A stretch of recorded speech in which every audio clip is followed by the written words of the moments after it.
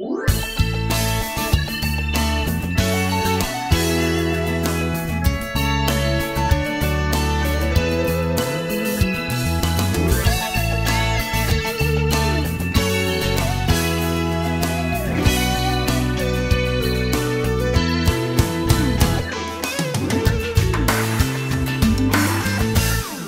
I'm Kuchynka, and welcome to the A-List. On this edition, I will be speaking with Brian Sherman, one of the morning radio personalities on Q101's morning show, Sherman and Tingle in the Morning.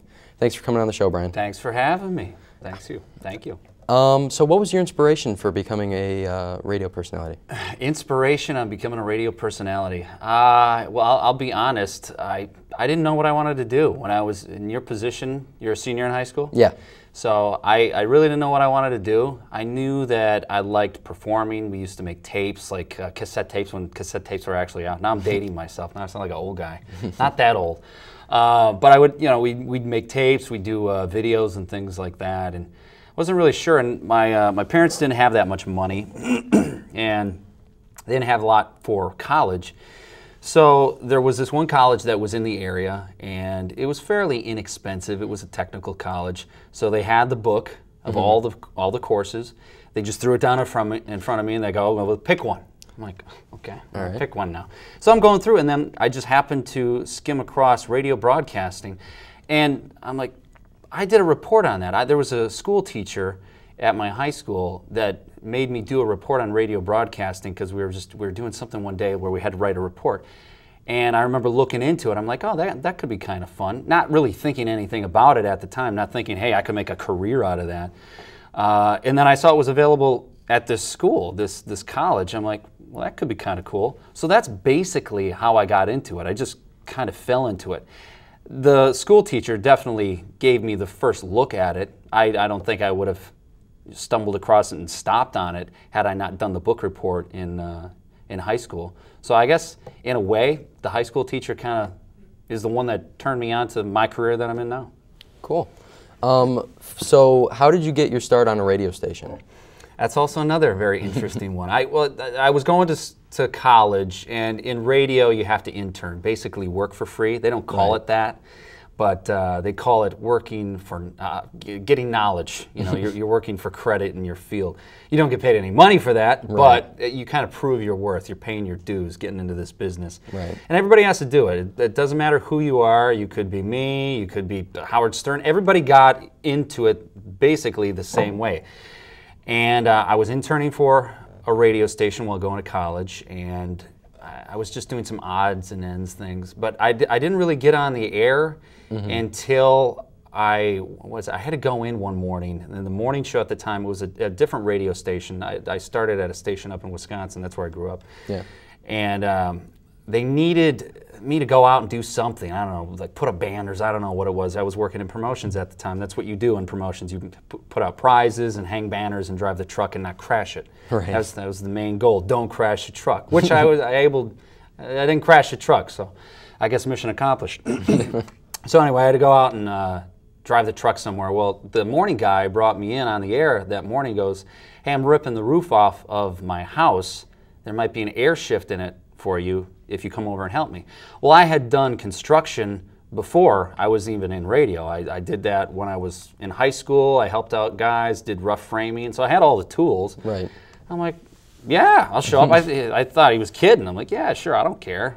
I'll show up. I brought all my tools, and we went and ripped his roof off, had his roof off in about a half hour. So then we got down off the roof. He goes, "You're on the air Monday." I'm like, wow. You're kidding me, right? I thought he was just full of it. I thought he was lying to me.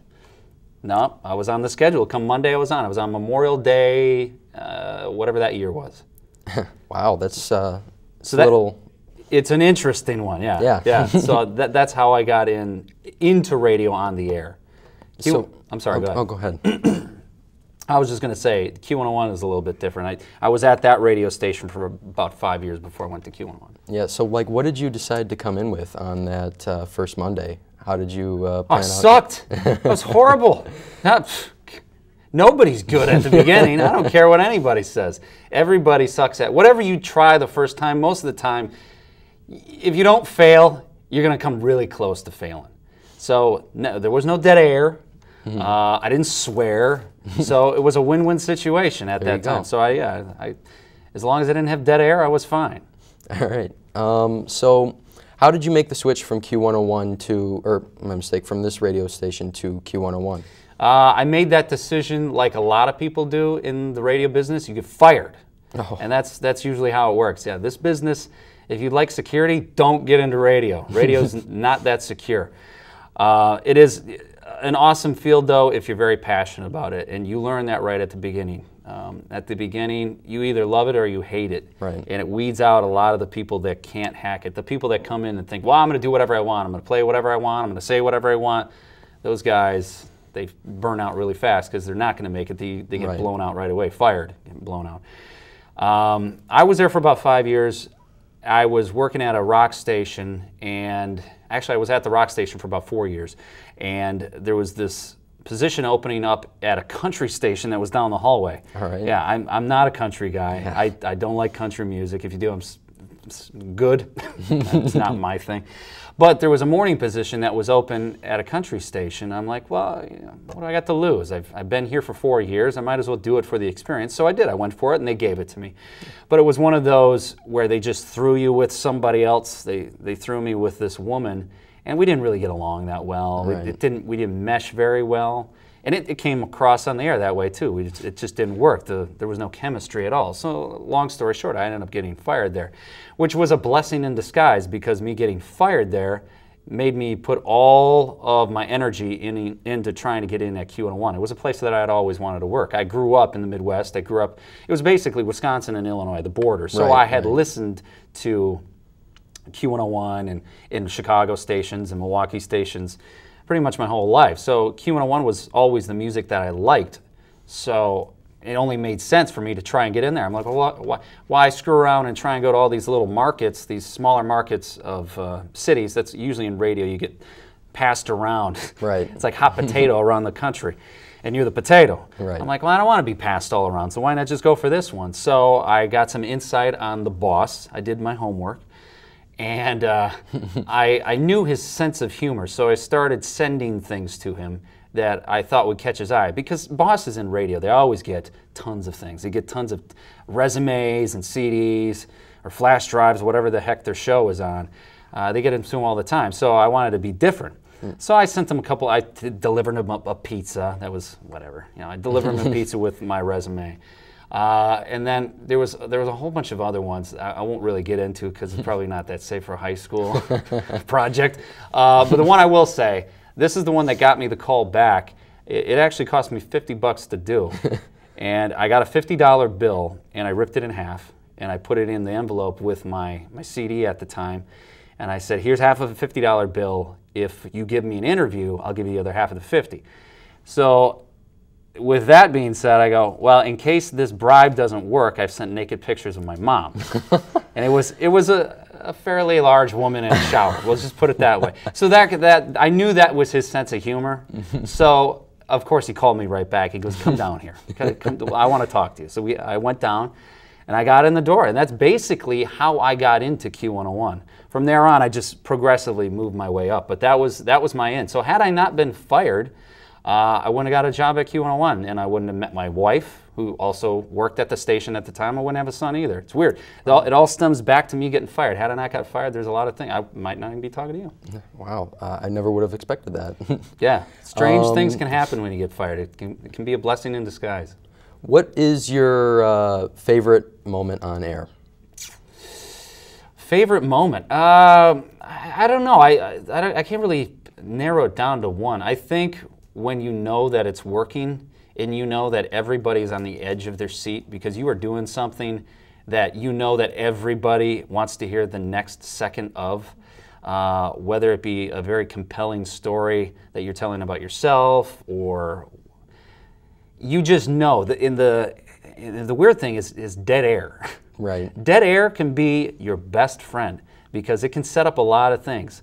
Even if you're quiet, it'll pull them in even more.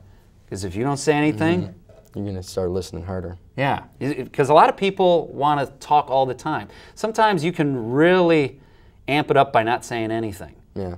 You got to pick that time right. You can't just right.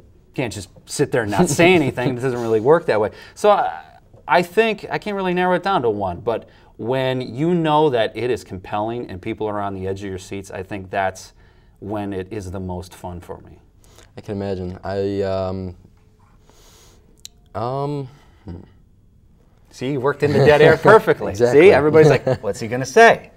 So you said when you had your country station, you were with the woman. So how did you meet your current partner, Tingle? Did you just pretty much get thrown in? That's a good question. Normally, when people get thrown together by management, it never works. Right. Hence the country station. They go, oh yeah, throw them together, they'll be great. It didn't work out so well. Well, I was working at Q101. I was in the overnight. I was on before. There was a guy that was there before me. He had been at the station for quite a long time. So I was doing overnights before him, and then I moved up to like nights and kind of went that route. But then my program director came to me and goes, would you want to do an afternoon show with this other guy? Mm-hmm. And I didn't really know him at all, Tingle. I didn't know Tingle at all. He was doing... He was on a show that had replaced the guy that was on Q101 for like 8 years.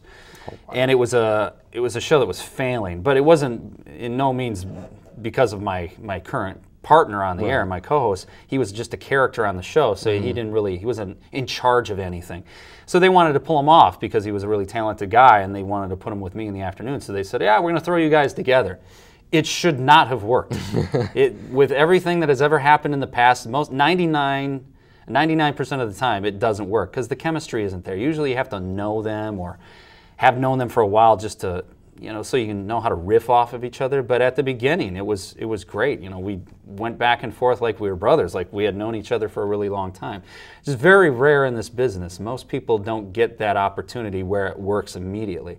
So that's more or less how Tingle and I got started together. We started doing afternoons. Very cool.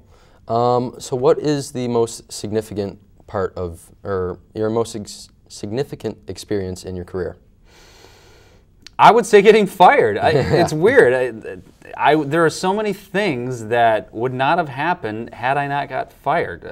It's crazy. I'm not trying to cop out on your question, but seriously, it just all comes back to that. And it was, man, I remember being ticked off at the time too. When I go, you're making the biggest mistake. Who the heck am I? I'm like 21 at the time. You're making the biggest mistake. Oh, well, I'm stupid. I didn't know what I was talking about.